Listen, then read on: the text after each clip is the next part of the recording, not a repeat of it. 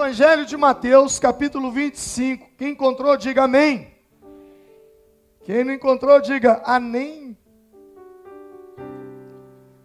Aí quem falou amém, célula, vem para cá na sexta para você aprender Bíblia também, domingo de manhã, quinta à tarde, domingo à noite.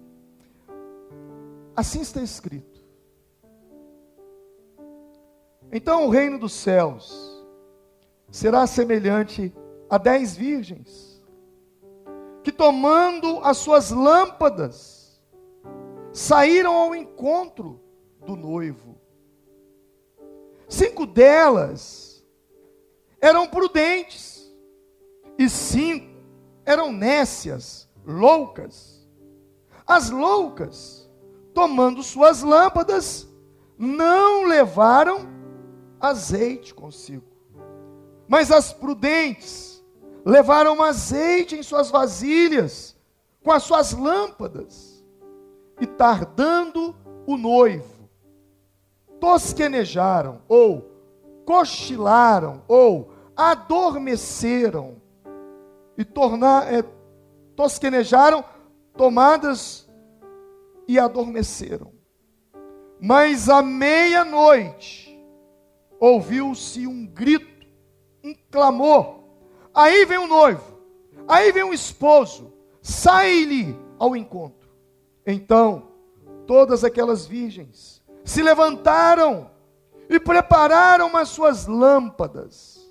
E as loucas disseram às prudentes: dai-nos do vosso azeite, dai-nos do vosso azeite, porque as nossas lâmpadas se apagam.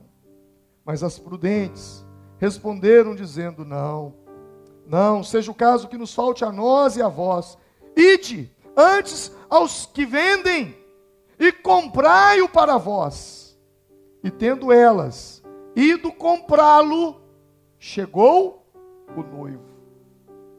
E as que estavam preparadas entraram com ele para as bodas, e fechou-se a porta. E depois chegaram também as outras virgens, dizendo: Senhor, Senhor, abre-nos a porta. E ele respondendo disse: em verdade vos digo que eu não vos conheço. Vigiai, pois, porque não sabeis o dia e nem a hora em que o Filho do Homem há de vir. Amém. Amém.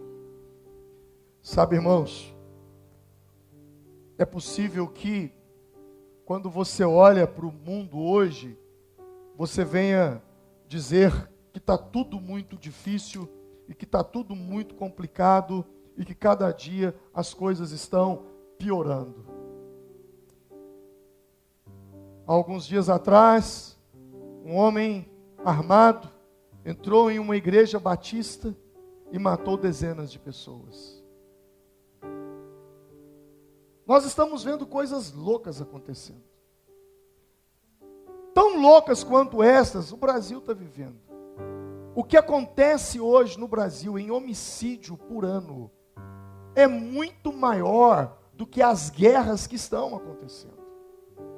Mas parece que nós estamos dormindo, anestesiados. Tudo se tornou normal. Acontece alguma coisa, morre 10 pessoas. Foi só 10 que morreram. Parece que as coisas estão muito normais. Mas esse texto de Mateus capítulo 25, esse texto começa a nos mostrar que se nós achamos que as coisas estão difíceis, elas vão piorar muito, mas muito, muito. O que nós estamos vivendo agora talvez seja um leve ensaio, um pequeno ensaio de desgraças que cairão sobre a terra. Mateus 25, na verdade, é uma continuação de Mateus 24. Mateus 24 começa Jesus dizendo que sinais haverá do fim do mundo e da vinda de Cristo. E aí ele fala de guerras, rumores de guerras, e ele fala um monte de coisa. Em Mateus 25, quando ele termina de falar que acontecerá maremotos, terremotos, fome, pestes, guerras, o amor de muitos esfriará. Depois que ele fala de todos os sinais do que vai anteceder a sua vinda e o fim dos tempos, aí ele começa a contar uma parábola de um casamento que era baseado no casamento daquela época, muito diferente do nosso casamento, dos dias atuais e do Brasil principalmente. Jesus começa a contar a história. Ele diz: olha, um homem, um noivo, está vindo para o casamento. E haviam ali 10 virgens, não eram 10 noivas, eram 10 virgens. Na cultura palestina, a noiva convidava como se fossem as madrinhas de casamento, que eram essas virgens. E Jesus começa a dizer que o noivo saiu para o casamento. E as virgens se prepararam para o casamento, se vestiram adequadamente, se ornamentaram para o casamento. Só que 5 delas tinha azeite em abundância na lâmpada e tinha azeite consigo. As outras 5 tinham azeite na lâmpada, mas não tinha azeite sobrando. Naquela época não havia luz elétrica. Haviam lâmpadas. Quando fala lâmpadas, não é essa lâmpada, eram lamparinas que queimavam através do combustível do azeite. Só que Jesus, dizendo essa parábola, ele diz que o noivo demorou, o noivo atrasou, e porque o noivo atrasou, as virgens adormeceram, todas elas adormeceram. Mas à meia-noite, ouviu-se um grito: eis, vem o noivo! E todas elas acordaram. As 5 que tinham azeite na botija, colocou o azeite na lamparina, e a lâmpada permaneceu acesa, e elas saíram ao encontro do noivo. Mas as outras 5, elas não tinham mais azeite. O azeite havia acabado. Enquanto elas estavam dormindo, o azeite estava sendo consumido pelo fogo. E aí elas disseram: olha, dai-nos do vosso azeite. E aquelas 5 que tinham azeite em abundância disseram: não, porque se nós dermos azeite para vocês, vai que nem nós, nem vocês. Então, ide e comprai. Enquanto aquelas 5 saíram para comprar o azeite, o noivo chegou. E aquelas 5 que tinham azeite em abundância foram com o noivo. E fechou-se as portas para as bodas, para a grande festa. E aquelas outras 5 que não tinham azeite, elas se atrasaram, e quando chegou as portas estavam fechadas. Já não havia mais como abrir a porta, e elas gritavam: Senhor, Senhor, abre-nos a porta. E ele, respondendo, dizia: eu não vos conheço. E aí ele termina essa parábola dizendo: vigiai, pois, não sabeis que hora e dia há de vir o Filho do Homem. Eu quero falar um pouco com você sobre isso. Sabe, há uma diferença. Talvez a gente tenha uma certa dificuldade de entender o que Jesus está falando, porque quando se fala de casamento, na nossa cabeça vem assim: o noivo e a noiva decidem que vão se casar, e ali o noivo e a noiva combinam o dia e o horário, combinam com seus pais, faz um convite de casamento e envia para os convidados. Então todo mundo está sabendo que o casamento vai acontecer no dia tal, na hora tal, no lugar tal. Mas naquela cultura de Jesus ali, daqueles dias, não era assim. Não era. O casamento funcionava da seguinte forma: uma vez que o moço se enamorou da moça e por ela se apaixonou, e ambos decidiram, ele queria e quer se casar com ela, o que ele faz? Ele vai ao pai da noiva e diz: eu quero me casar com sua filha. E aí o pai da noiva impõe um preço, um dote. Para você casar com a minha filha, você tem que pagar X. E o noivo diz: eu topo. Então, fica acordado entre nós, que eu vou casar-me com sua filha, eu vou preparar lugar, vou construir, vou arrumar a minha vida. Quando eu voltar, então, eu casarei com sua filha.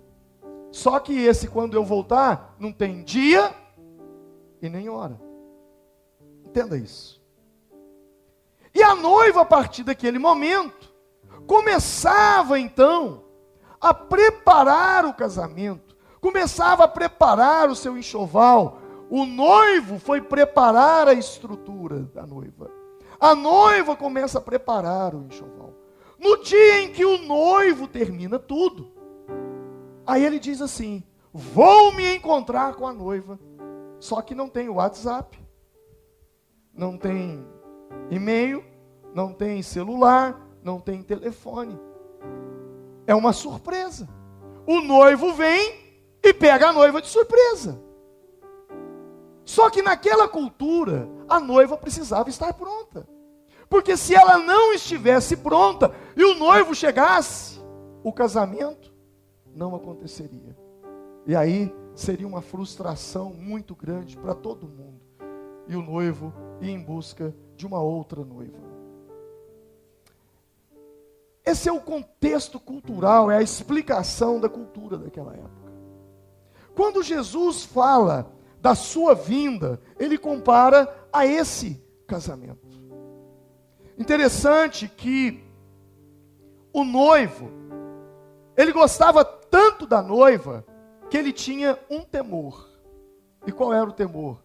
De chegar e não encontrar a noiva preparada. Então, o que ele fazia? A Bíblia diz que à meia-noite ouviu-se o quê? Lembra aí? À meia-noite ouviu-se um grito, versículo 6. Aí vem o noivo. Jesus estava falando dele e da igreja. Ele é o noivo. A igreja é a noiva. Só que o noivo, ele ama tanto a noiva, que para não pegá-la de surpresa, o que ele fazia? Ele chamava o melhor amigo dele e dizia assim: vai na minha frente e diz para ela que eu estou chegando. À meia-noite ouviu-se um clamor, aí vem o noivo. Esse amigo do noivo é o Espírito Santo, que não quer que Jesus pegue a igreja despreparada. Então o que ele está fazendo? Ele está preparando a igreja. Ele está falando para a igreja: prepara, o noivo está vindo, o noivo está vindo. Aquelas 10 virgens representam os atos de justiça, de santidade. Mas são 10. 10 porque 10 na Bíblia representa um número completo. 10 é o número da totalidade. Tanto é que Deus nos deu quantos mandamentos? 10. Tudo se resume nos 10 mandamentos. 10 é o número da totalidade. Salmo 91 diz assim: 1000 cairão ao teu lado, 10.000 à tua direita, mas tu não serás atingido. Deus está falando o seguinte: todos podem cair, mas você fica em pé. É isso que ele está dizendo. Só que acontece uma situação. A lâmpada é a vida. Provérbios, capítulo 20, versículo 27, vai dizer: o espírito do homem é a lâmpada do Senhor. Então a lâmpada é o espírito. Só que esse espírito, para estar brilhando, esse espírito para estar reluzindo, esse espírito para estar aceso, esse espírito precisa de azeite. E azeite, na Bíblia, é símbolo de quem? Você sabe? Do Espírito Santo. Então, o que influenciou para que aquelas noivas, ou melhor, para que aquelas virgens não percebessem a chegada do noivo? A falta de azeite. Algo extremamente fundamental no arrebatamento da igreja. Azeite na sua vida. Presença do Espírito Santo na sua vida. Você precisa disso. Porque isso fará toda a diferença na sua vida. Ah, pastor, eu não tenho, o que eu faço? Vai comprar. Vai comprar. E tudo aquilo que é comprado porque tem um preço. O preço é a renúncia. Não é dinheiro que você tem que comprar. Não, é a renúncia. É o abrir mão de muita coisa. É o dizer não para determinadas coisas na sua vida. Esse é o preço. Esse é o preço. Essa parábola, ela mostra dois grupos de pessoas que estão juntos, têm o mesmo propósito, estão preparando para o casamento, para o arrebatamento, para a vinda de Jesus, mas ao mesmo tempo que esses dois grupos estão juntos, eles têm uma diferença, e a diferença é a quantidade de azeite, é o Espírito Santo. Jesus vem, e quando ele vier, eu vou falar sobre isso dentro de alguns dias, mas quando ele voltar, ele não vai descer aqui na terra, ele não vai. A Bíblia diz que nós seremos arrebatados, nós vamos desaparecer, é o grande rapto. E Jesus disse assim: estarão dois numa cama, um será levado e o outro será deixado. Isso quer dizer que marido e esposa, marido, você não tem poder sobre a salvação da tua esposa. Esposa, você não tem poder sobre a salvação do teu marido. Salvação individual. Estarão dois no campo trabalhando, um será levado, outro será deixado. Estarão dois moendo, um será levado, outro será deixado. Bom, eu quero falar daqueles que serão deixados. Deixados para trás.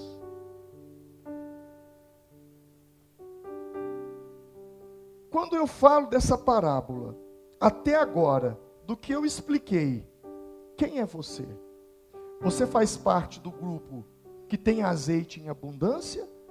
Ou você faz parte do grupo que crê, que tem fé, que participa, mas que não se envolve, não se compromete, não tem azeite em abundância dentro de você? Que grupo você faz parte? E aí, eu quero preparar você. Eu quero preparar você para ficar aqui para a grande tribulação. Mas pastor, que isso? Só tem que preparar nós é para ser arrebatado. Não, quem vai ser arrebatado não precisa, ele já está preparado. Quem precisa de orientação é quem vai ficar aqui. Porque se você fosse tão bem orientado, você não ficaria aqui, você iria. O que vai acontecer? O que vai acontecer? Mateus capítulo 24, versículo de número 21.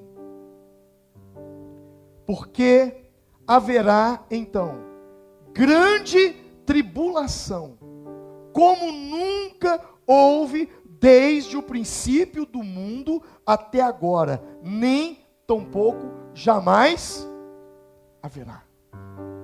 A Bíblia está dizendo que esse tempo, chamado de a grande tribulação, um espaço de 7 anos, dividido em 2 períodos de 3 anos e meio, sendo 3 anos e meio, quando o anticristo, ele aparece, e o anticristo então, ele começa a unir forças. Ele é muito bom, ele vai resolver o problema de economia mundial, ele vai acabar com a violência, ele vai acabar com a crise, ele vai acabar com crise financeira, ele vai resolver tudo. E as pessoas vão dizer: esse é o cara, é ele. Ele vai estabelecer a paz sobre a terra. e as nações todas se voltarão para ele. Ele vai conseguir montar na face da terra um governo mundial. Todas as nações serão unidas em torno dele. É possível que haja uma só moeda na terra. Não vai haver dólar, euro, libra, real, peso. Haver uma moeda mundial. Depois disso,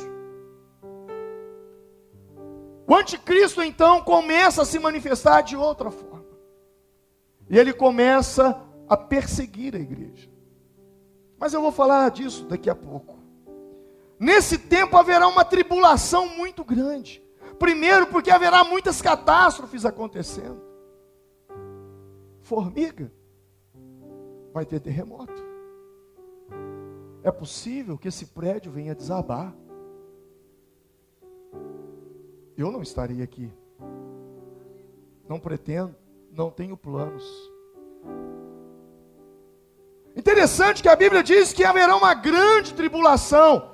Em Apocalipse, capítulo de número 13, versículos de número 14, a Bíblia diz assim: e da mesma maneira faz que a todos, pequenos e grandes, ricos e pobres, livres e servos, lhes seja posto um sinal na sua mão direita, ou na sua testa, para que ninguém possa comprar, diga comigo, ninguém possa comprar, e vender, diga vender, senão aquele que tiver o sinal, ou o nome da besta, ou o número do seu nome. Aqui é a sabedoria. Aquele que tem entendimento, calcule o número da besta, porque é o número de um homem, e o seu número é 666.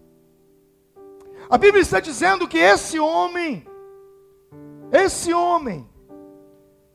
quando ele estiver governando o mundo, para conseguir organizar, ele vai dizer: ninguém compra, ninguém vende sem ter o número, sem ter o sinal. Irmãos, hoje nós usamos dinheiro vai acabar. Dinheiro está condenado. Ah, pastor, será cartão de crédito? Vai acabar. Vai chegar um momento que você vai fazer uma compra, você vai ter um número implantado na sua pele. Você vai chegar, já existe isso. Eles passam ali o leitor e é debitado na sua conta. As pessoas terão um número. As pessoas serão controladas.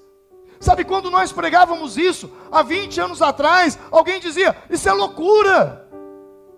Meu irmão, hoje, sem ter esse chip implantado, há um controle sobre você. Quando você sai daqui, você pode ir para onde você quiser, você está sendo monitorado. Por quê? Porque você tem um aparelho aí chamado celular. Quando acontece um crime, eles rastreiam. A operadora sabe aonde você está indo. Você vai ser rastreado. Hoje você já é rastreado. Há 20 anos atrás a gente falava GPS. O que é isso, pastor? Eu já ouvi falar em FGTS, mas GPS? GPS, tudo rastreado. Meu irmão, vai chegar um momento, já está caminhando para isso. Você não tem noção, você não para pensar. Mas, por exemplo, se alguém resolver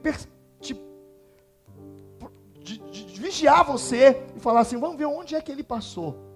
Por exemplo, olha ali, tem uma câmera ali, tem uma câmera ali, tem várias câmeras, tem câmera lá na rua. E por onde você passou, tem câmeras. Eu estou falando de coisas arcaicas, diante daquilo que está por vir. Mas isso aí é uma amostra de que essas coisas são possíveis. Você não precisa ter fé para acreditar nisso, não. Já está acontecendo. As pessoas vão receber a marca da besta. Será colocado na testa, ou será colocado na mão direita. Se fosse hoje, agora, eu diria, quem sabe seria uma espécie de microchip para controlar a humanidade. Porque hoje, você não é conhecido pelo seu nome. Você é conhecido pelo seu número. Quando você chega numa loja e você vai comprar alguma coisa, eles te perguntam o seu nome. Eles perguntam o seu número. E qual é o seu número? É o número do seu CPF. As coisas estão evoluindo. Eu estou falando de CPF, gente. CPF é coisa das cavernas.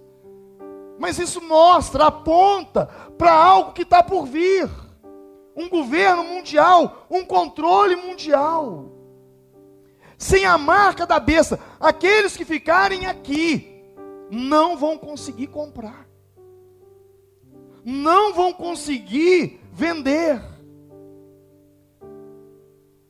Você tem a marca da besta? Não, eu sou crente. Oh, mas como você é crente? A igreja já foi arrebatada. É, mas eu pisei na bola.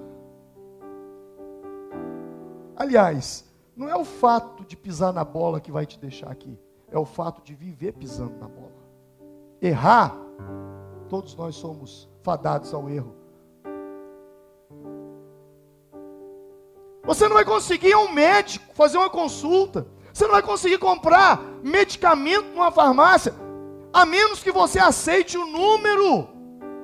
E é possível que você não vai aceitar, porque você vai lembrar desse domingo de novembro. Ah, o pastor Alvim falou desse negócio aí. A minha oração não é que você fique. A minha oração é que você vá. Meu desejo é esse, eu estou aqui para isso. Mas cabe a mim te alertar que, se você não for, porque você não quer, não porque Deus não queira, porque você não quer, você não vai conseguir abastecer seu carro. Você vai precisar do número. Ah, mas eu vou rejeitar esse número. Meu irmão, você não está conseguindo vencer as provas de hoje, querido. Você não está conseguindo dizer não para o pecado hoje. Você vai conseguir dizer não para a sua fome? Você vai conseguir dizer não para as suas dores? Você vai conseguir dizer não por não ter combustível? Vai ser muito difícil. Por quê? Porque haverá fome na terra. Para você comer, você precisa do número. Ah, pastor, mas eu não vou negar Jesus. Você já está negando hoje. Você já está negando hoje. Porque se você não estivesse negando hoje, você partiria no arrebatamento com Jesus. Vai ser algo muito difícil. E haverá uma perseguição maciça pelo anticristo. Já imaginou se essa situação de disco voador ganha corpo? Já imaginou se acontece um sinal muito forte no céu, e aí vem, olha, disco voador existe mesmo. Imagina. Aí Jesus volta, arrebata a igreja. Qual vai ser a desculpa? Uma grande nave espacial veio aqui e levou o povo. E aqueles que ficaram são os alienígenas que ficaram aqui. Vamos perseguir eles. Eu estou falando assim, eu nem tenho ideia do que possa vir. Eu só sei que durante esse período, o anticristo, ele vai unir todas as nações. Ele vai separar 10 reinos para governar com ele.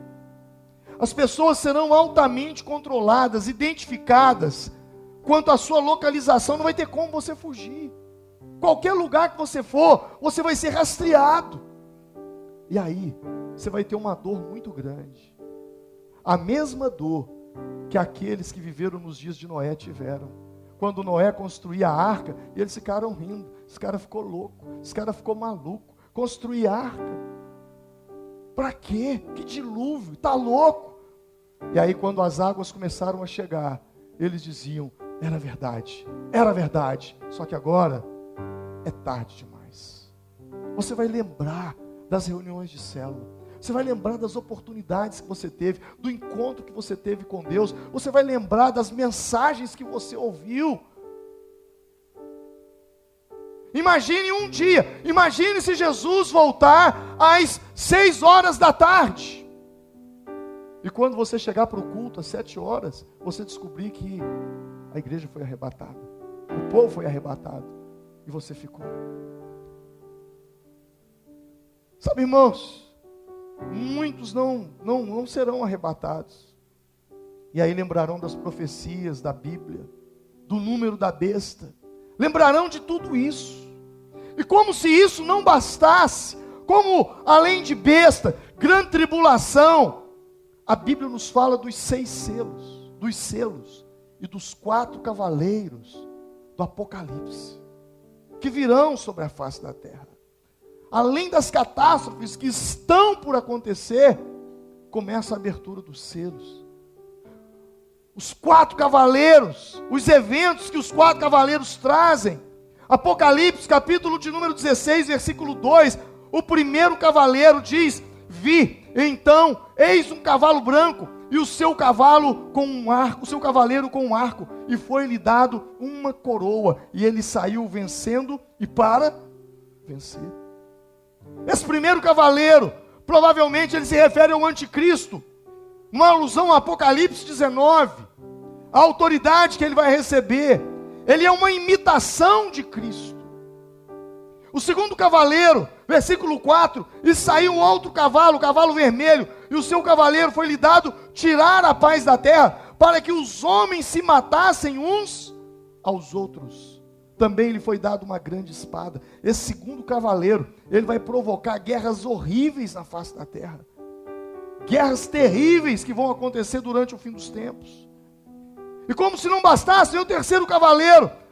Apocalipse 6:5 diz: quando abriu o terceiro selo, eu ouvi o terceiro ser vivente dizendo: vem. Então vi, e eis um cavalo preto, e o seu cavaleiro com uma balança na mão. E ouvi uma como que no voz do meio dos 4 seres viventes, dizendo: uma medida de trigo por 1 denário, 3 medidas de cevada por 1 denário, e não danifiques o azeite e o vinho. Esse terceiro cavaleiro, ele vai trazer uma fome muito grande sobre a terra. Uma fome que provavelmente é resultado do segundo cavaleiro, resultado dessa guerra, grande guerra que vai acontecer.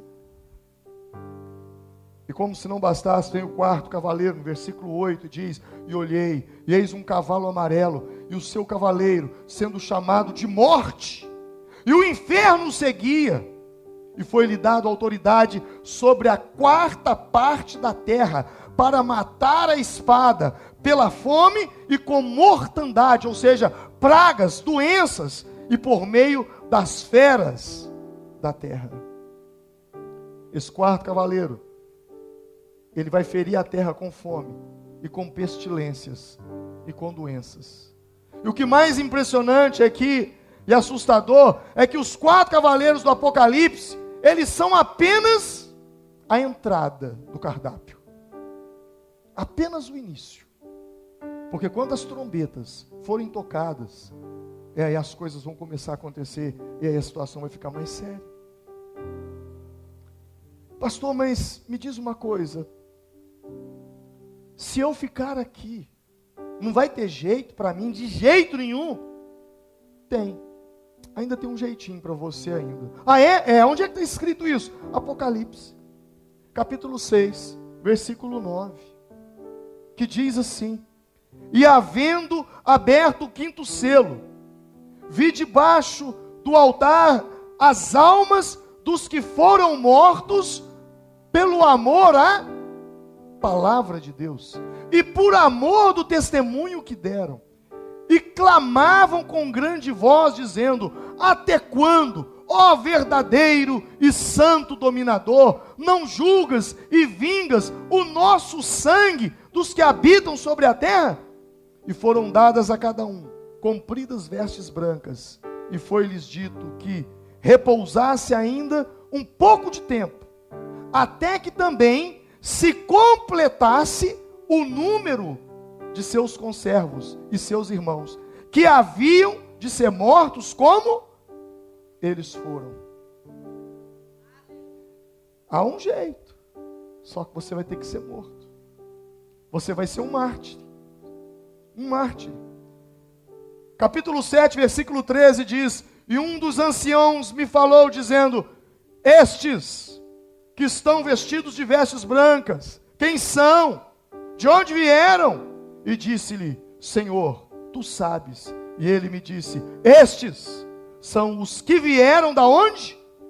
Da grande tribulação, e lavaram as suas vestes e as branquearam no sangue do Cordeiro. Hoje você tem a graça ao seu lado. Você tem a palavra ao seu lado. Você tem a liberdade ao seu lado de servir a Deus ao seu lado. Só que quando isso passar, começa a perseguição. E a única maneira, depois de você ser salvo, é sendo morto. Não tem outro jeito mais. Não haverá outro arrebatamento. Não haverá. Acabou. Serão 7 anos aqui na terra. Depois desses 7 anos, então vem um outro tempo, que eu não vou entrar nele hoje, porque eu vou dar um estudo sobre o Apocalipse, e aí eu vou falar sobre milênio, sobre como será a vida no milênio, que a Bíblia diz, como será a grande batalha do Armagedon, o juízo final. Vou falar sobre tudo isso. Mas eu penso que por hoje, só o que você aprendeu aqui nessa noite, já é o suficiente para você escolher o que você quer para a sua vida.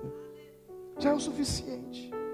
A minha pergunta é: quem é você no contexto das 10 virgens? Quem é você? Você é alguém que crê que o noivo está vindo? Você é alguém que crê que precisa estar com vestes para o casamento? Você é alguém que crê que precisa de uma lâmpada, que precisa de azeite? Mas só isso? Só isso? Ou você realmente é alguém que tem buscado a presença de Deus? Você é realmente alguém que se importa com o nível de azeite na sua vida? O nível de azeite na sua vida. Que planejamento você está fazendo? Com o seu comportamento, com suas atitudes, com suas ações, você está se preparando para ir ou você está preparando para ficar? A resposta a essa pergunta está no estilo de vida que você está levando hoje. Eu não sou juiz sobre você. Eu não tenho o direito de julgar você. Mas você sabe muito bem. Ninguém é enganado nisso. Ninguém. O grande problema é que a Bíblia diz que todas as virgens adormeceram. E quando você olha para o estado da igreja na face da terra hoje, a igreja, de fato, está adormecida. Está adormecida. Só conheço uma igreja acordada hoje. Só uma. Ela está na Síria, ela está no norte do Iraque, ela está no Líbano, ela está no Afeganistão, ela está em lugares da Índia, é onde de fato já existe tanta perseguição, que aquele povo, eles sabem que o participar de um culto, talvez possa, quando eles saem para um culto, eles têm uma convicção: não sabemos se vamos conseguir voltar para casa, porque participar de um culto, num país como esse, é pena de morte. Você compreende isso? Você entende isso? Eu quero te convidar a se colocar em pé nesse momento.